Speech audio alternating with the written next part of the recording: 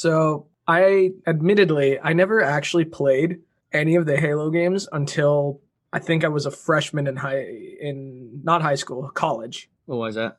Literally, it was just the rule that we had in my house growing up. We were not allowed to have any excessively violent video games. I mean, obviously, we had a few, Hmm. provided my mother didn't know about it. But if she did find out that we had a violent video game, she'd immediately take it and just kick it out of the house and then just go on a rant about how we are not allowed to have violence in this video games. We're a happy family. Yeah, man. Yeah, just we were just this happy family. I'm just sitting here thinking to myself, but mom, I already played the game. There's no reason to take it.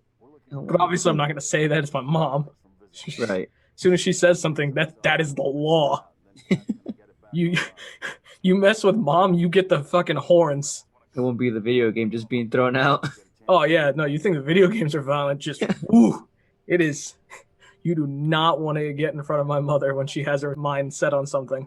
But yeah, I didn't get a chance to play Halo Reach until much later in my life.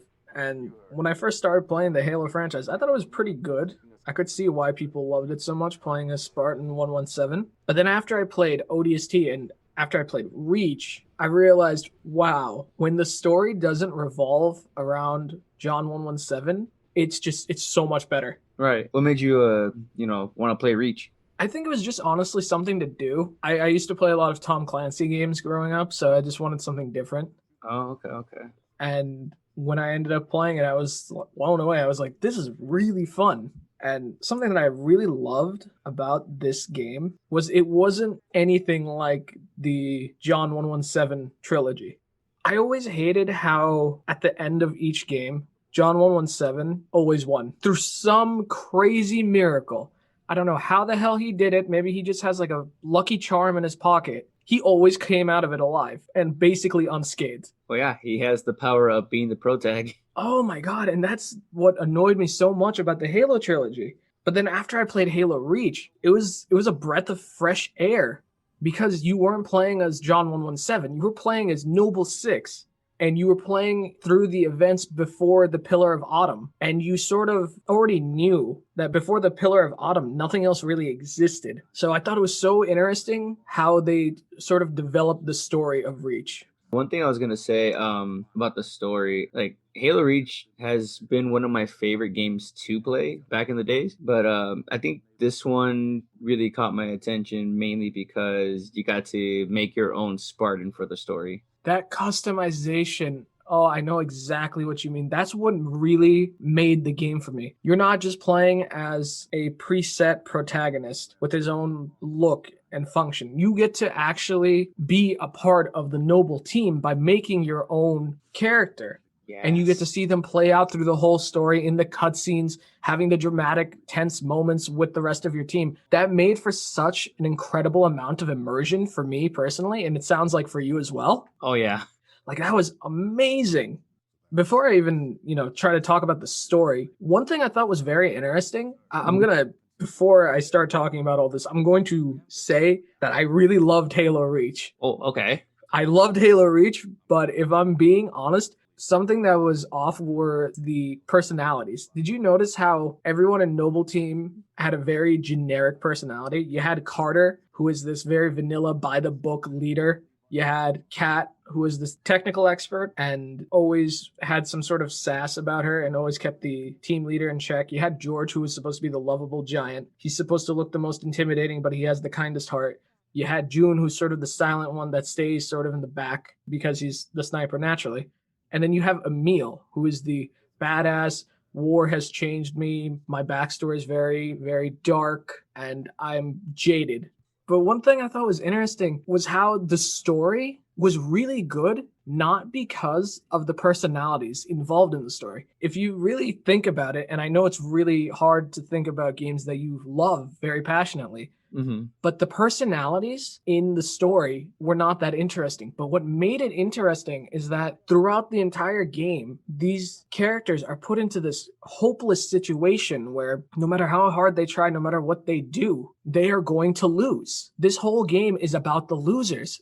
And that's what makes it so incredible. Sure, the characters aren't that interesting by themselves, but when they're all put together in this scenario, it makes for such an intense, immersive, exciting moment of, oh my god, no, he's gonna die, he's gonna die, she's gonna die. So the story as a whole and putting the characters into the story is what made it so great.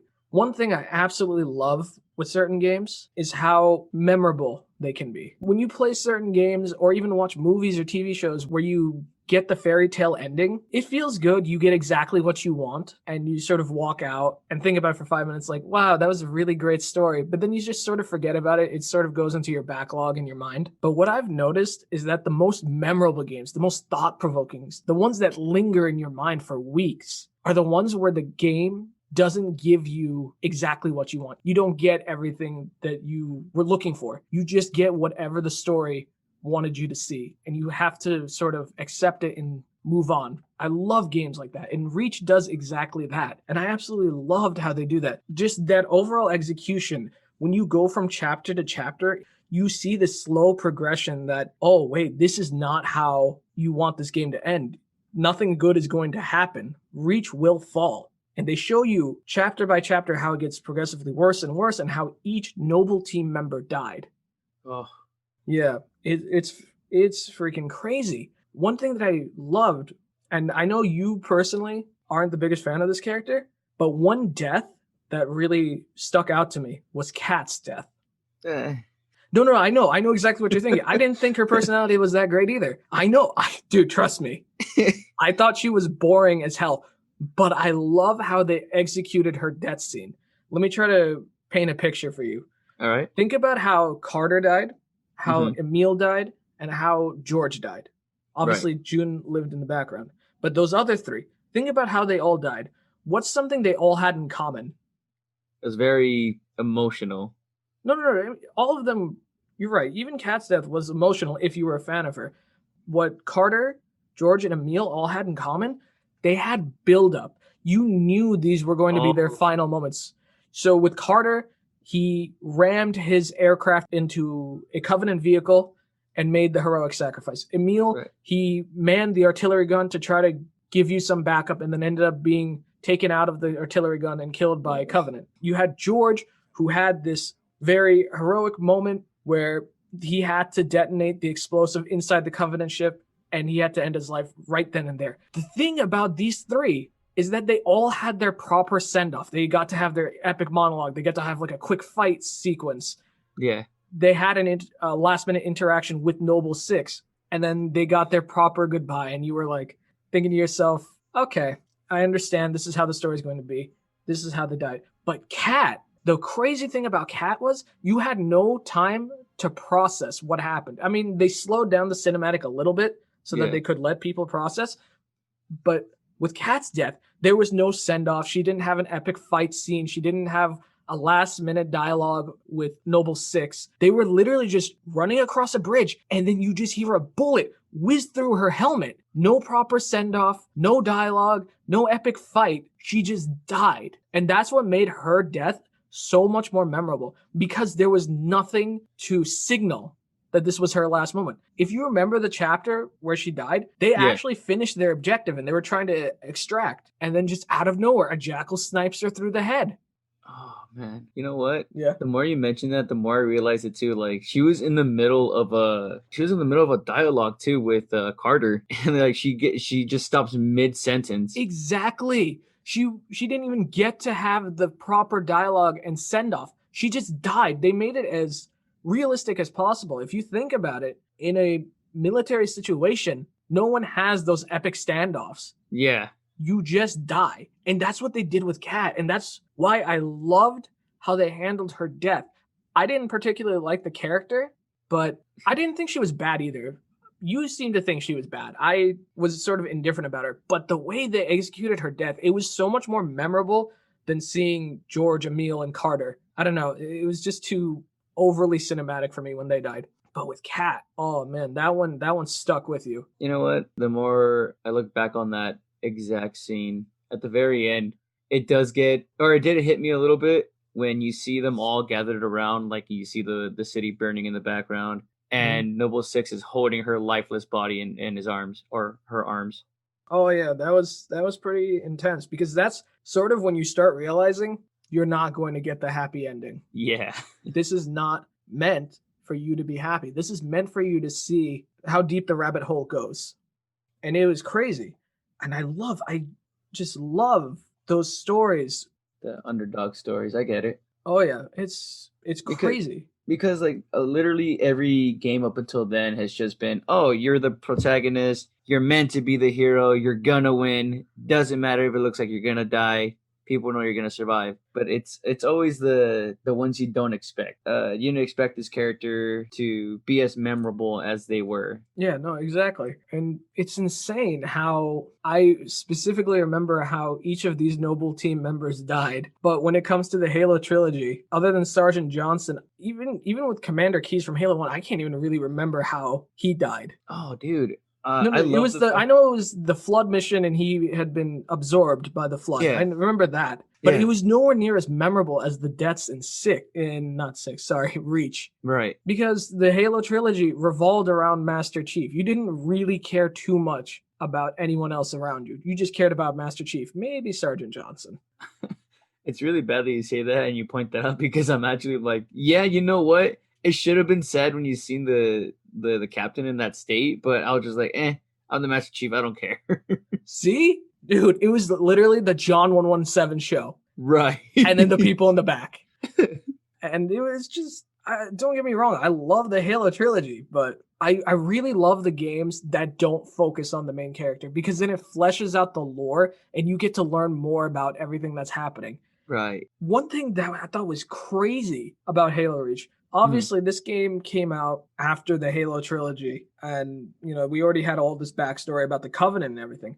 Right. But if you play through Halo Reach, and if this is your first Halo game, you don't really know much about the Covenant. Yeah, Halsey says maybe one or two things about them, but Mhm. the entire time you're playing through this game and watching the fall of Reach, you're presented with the Covenant as this ominous force lingering over you, Hmm. slowly eating away at everything around you. You don't know the dynamic of the Covenant hierarchy. You don't know about elites, grunts, jackals. You don't know about the brutes and the civil war Right. inside the Covenant race. When you play Reach, they're just known as this presence that is slowly making their way towards you, and you don't know what to do about it because it's such a different experience. You're not properly equipped to handle them. The Spartans in Reach, they weren't ready for what was to come. I loved how they represented the Covenant as just this shadow that is inevitable and will consume you.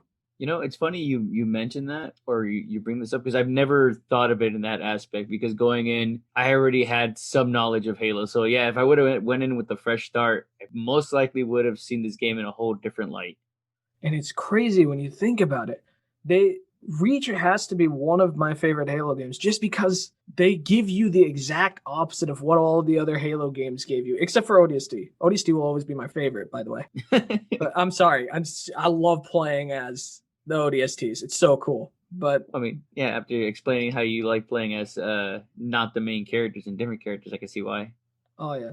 But besides that, it's just so cool, just how they designed Reach. Oh damn, man. Yeah, it was surprisingly a really solid game. A side note, one thing that really bothers me, Right? not about Halo Reach, but about Bungie in general.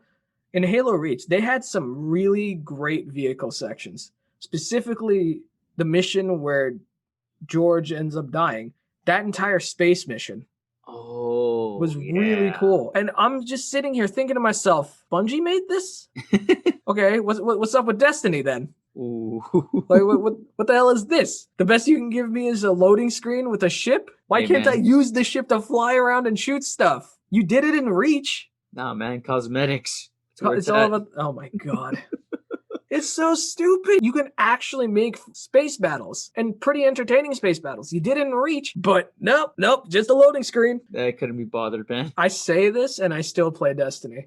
I 'Cause say this. it's just something to go back to, like when you don't want to really. Yeah, you're right. It's a great game to turn your brain off to. While we're on the topic of vehicles, one mission I did not like overall was the New Alexandria mission, which is the one where you're just flying around with the Hornet. Why didn't you like that one? Oh man, like don't get me wrong, the fighting parts were fun. It was just a whole flying around section that just really killed it for me. 'Cause I'm like, yeah, I think they made it intentionally like a little bit faster for the vehicles because I think in the original it took a lot longer to get to each building. But man, it still felt like a while. Like I have to just fly around the whole time. And yeah, there's banshees that come around every now and then to try to fight you, but it's kind of boring. Yeah, no, I can totally see what you mean. The only thing that made it interesting was the Easter egg of all the Covenant dancing in the club.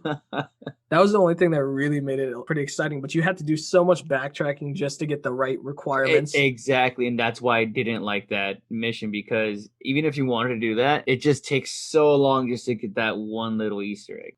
Another really cool thing about this game, not I guess you could sort of define it as gameplay. I'd say more of the immersion Mm-hmm. is the fact that there's wildlife and there are civilians sort of Oh, sprinkled dude, throughout the yes. entire game.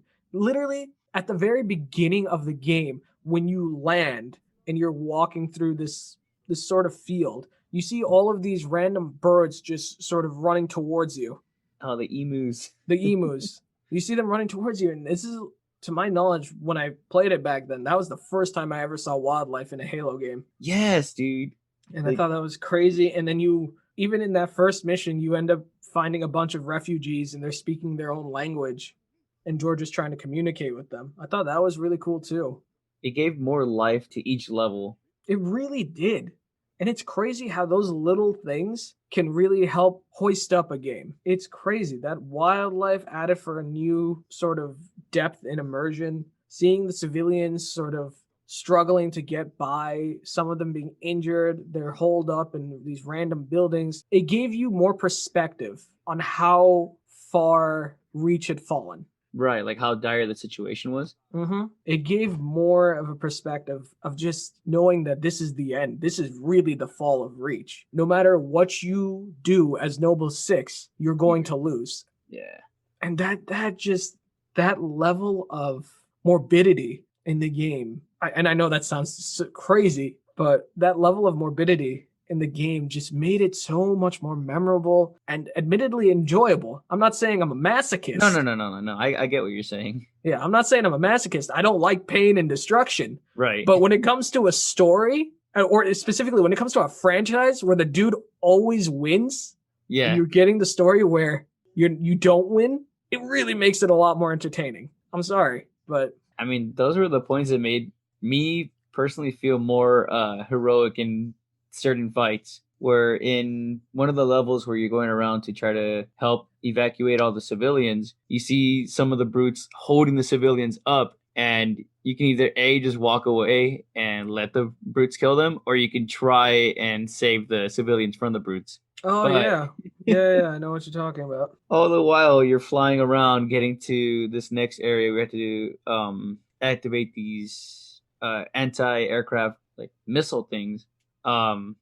You see a transport with civilians trying to take off, and it gets shot down into the ocean, where you kind of have like a little bit of a scene where everybody's like, oh my god, I can't believe this is happening. And I'm just like, okay, well, now I really got to kill some more Covenant.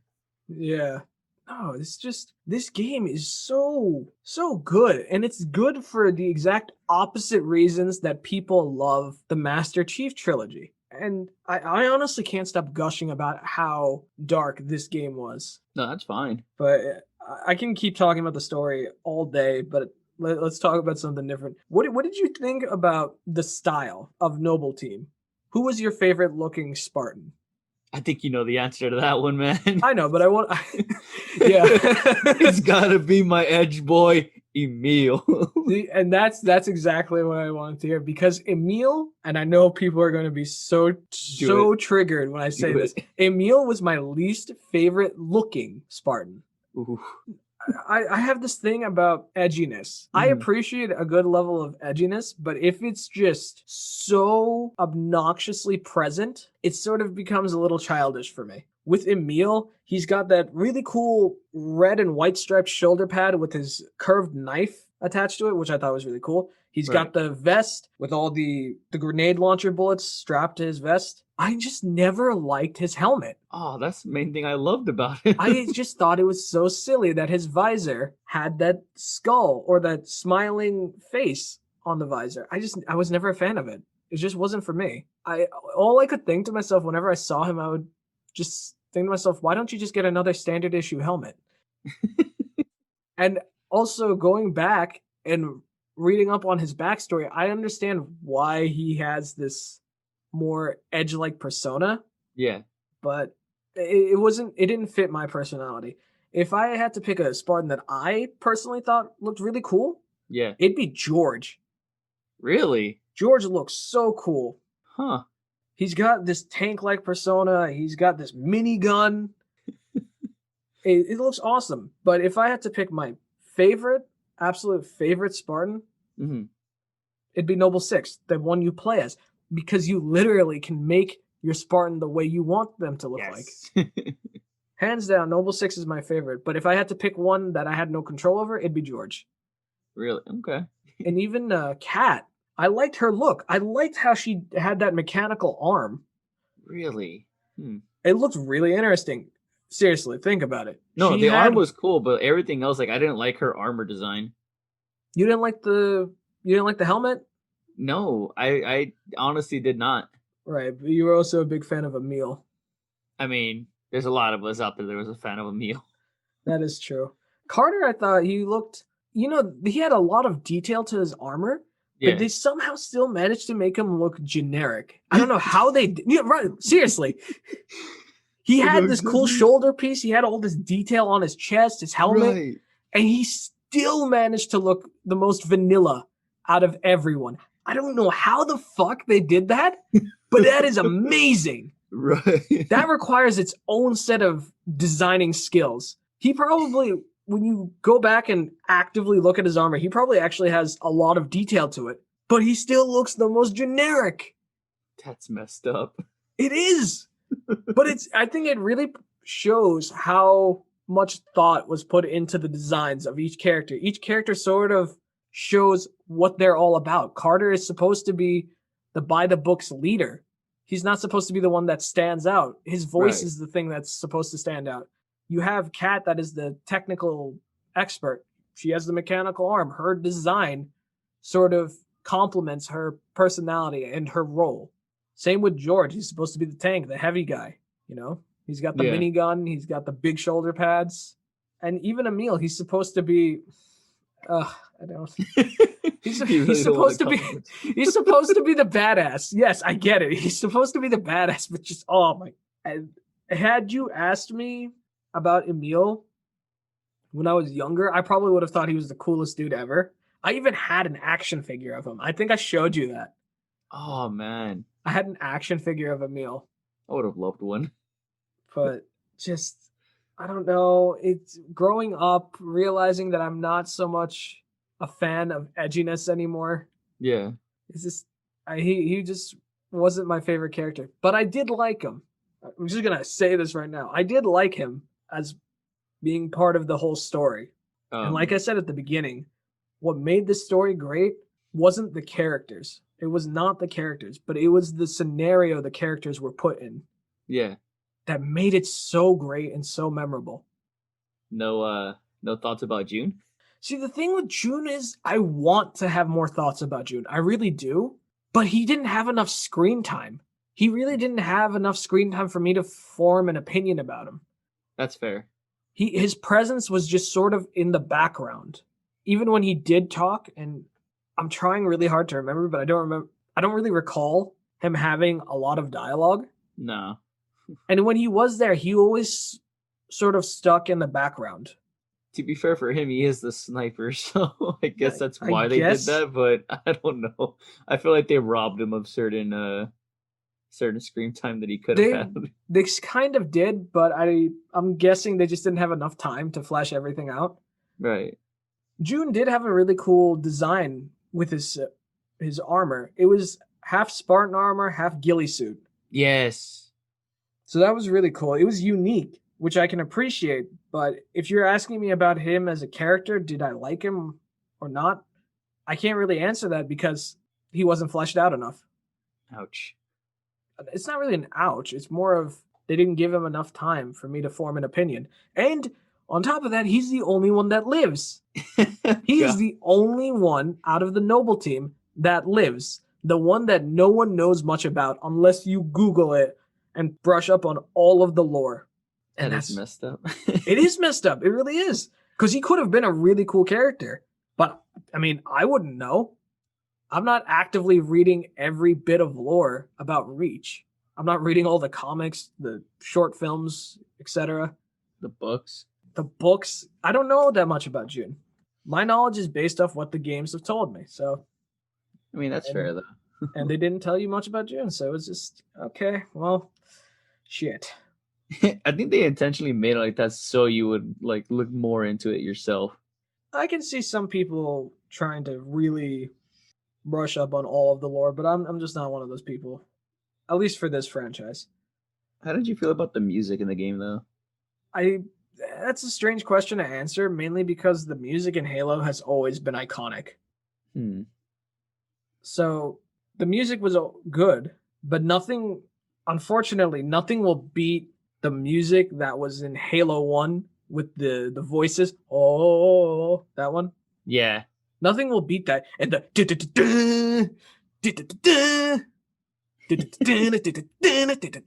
nothing will beat that. Seriously, nothing can beat that No, song. like I'm trying to remember like if there was any other soundtracks that they had in any of the other Halo games that were better than that, and I cannot think of one. Oh, wait, there's one song that I actually did like in Halo one? Reach. It's the one where you find the two refugees, one of them's dead, and the one that's dead looks like Halsey from the Oh! back. And you hear that the guitar music starting to play when the zealots try to attack you. It's just like down out, down out. Yeah, exactly. I liked that song. That song I really enjoyed. And you just see George and Noble Six turn on their night vision, and you see them walk into this dark room, and then the mission starts, and you're like, "Oh crap, what's about to happen?"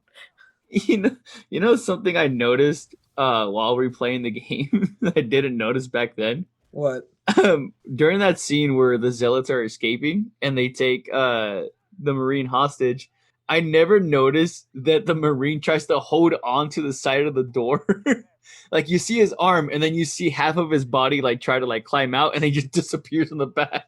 Oh yeah, I thought that was pretty funny looking. It was a nice little detail. He was just like Yamaru. And I think that's one of the great things about this game.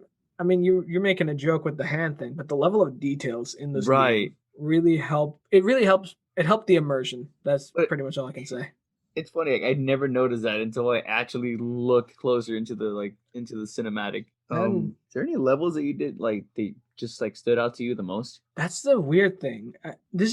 I think this is one of the game's strengths and weaknesses. Is that there was no specific level that really stood out to me, but at the same time, there was no level that I really didn't like. The whole thing about the way the levels played out, it was a consistent level of enjoyment throughout. Even that Hornet mission that you talked about, I actually didn't hate it that much. Oh, man, Everything that's sort of upbeat. had a consistent fun factor to it, which I really appreciated.